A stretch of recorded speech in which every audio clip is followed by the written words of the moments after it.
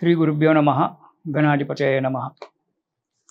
July నెలలో మనము వృషభ రాశి వారికి గనక మనము చూసుకున్నట్టయితే ఈ రాశి వారికి కొంత మిశ్రమ ఫలితంగానే ఉండడానికి ఆస్కారం ఉంది.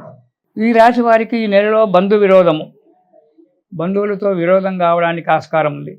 అంతేకాకుండా కుటుంబంలో చిక్కులు రావడానికి ఉంది. రుణ బాధలు అంటే ఎవరి దగ్గరైనా కనుక మీరు రుణం చేసినట్టయితే వారు వచ్చి మిమ్మల్ని బాధ పెట్టడము ఏర్పడుతుంది. ఆకస్మికంగా కొన్ని ఆటంకాలు ఏర్పడేటువంటి ఒక పరిస్థితి కూడా కనబడుతూ ఉంటుంది. కాకపోతే కొంత ధనప్రాప్తి కూడా ఏర్పడడానికి ఆస్కారం ఉంది.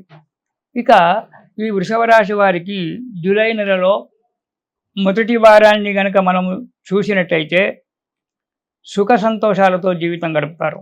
పెద్దలను కలుసుకోవడం జరుగుతుంది. పెద్దలు అంటే గురువులే కావచ్చు, రాజకీయ నాయకులే కావచ్చు, లేదా మీకంటే మీ బంధువర్గంలో పెద్దవారు ఎప్పుడో చాలా కాలం కింద కలిసి మళ్ళీ తిరిగి కలవకుండా ఉన్నటువంటి వాళ్ళు ఈనాడు మళ్ళీ ఇప్పుడు కలవచ్చు. ఇలా పెద్ద పెద్ద ఆఫీసర్లతోటి కానీ కలవడము, కార్యక్రమాలు నెరవేర్చుకోవడము జరుగుతుంది. అంతేకాకుండా ఈ నెలలో మీరు కొత్త వస్తువులు, నూతన వస్త్రాలు, ఏవైనా ఇంట్లోకి కొత్త వస్తువులు తీసుకురావడం కానీ, భార్యాబిడ్డలకు మీకంతా కూడా కొత్త బట్టలు కొనడం కానీ, నూతన వస్త్రాలు కొనడం కానీ జరగడానికి ఆస్కారం ఏర్పడుతుంది వృషభ రాశి వారికి మొదటి వారంలో, జూలై మొదటి వారంలో. ఇక జూలై రెండవ వారం కనుక తీసుకున్నట్టయితే ఇందులో భయంగా ఉంటుంది. మనసంతా ఎప్పుడు భయంతో నిండుతూ ఉంటుంది. ఏదో తప్పు చేసినట్టుగా మనసు బాధపడుతూ ఉంటుంది. దీనివల్ల కొన్ని పొరపాట్లు చేయడం వల్ల అపకీర్తి అనేది ఉంటుంది. మనిషికి మనస్సు ముఖ్యమైనటువంటిది.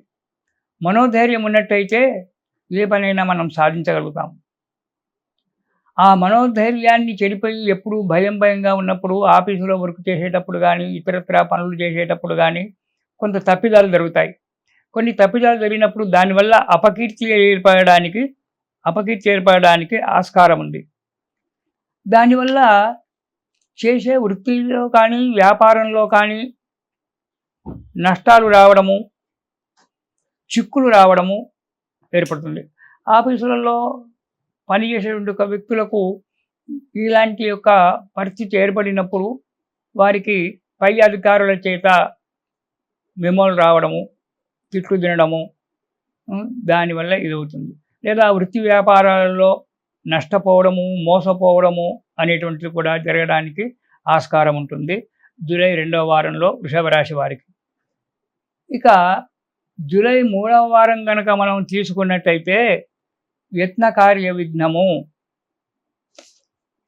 మనము చేసేటువంటి ఒక కార్యక్రమాల్లో విఘ్నం ఏర్పడడం, ఏదో ఆటంకాలు ఏర్పడి ఆ కార్యం చేయకుండా అన్నీ సిద్ధం చేసుకున్న తర్వాత ఇక ప్రారంభించామనేటువంటి ఒక సమయానికి ఆ కార్యం భంగం కావడం అనేటువంటి జరగడానికి ఆస్కారం ఉంది.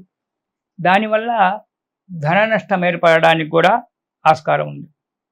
కానీ అది మనసులో పెట్టుకోక స్నేహితులతో, బంధువులతో ఉత్సాహంగా కాలం గడుపుతూ ఉంటారు. ఇది ఎందుకంటే మీరు కొంతవరకు ధైర్యవంతులు కాబట్టి కొన్ని విషయాలలో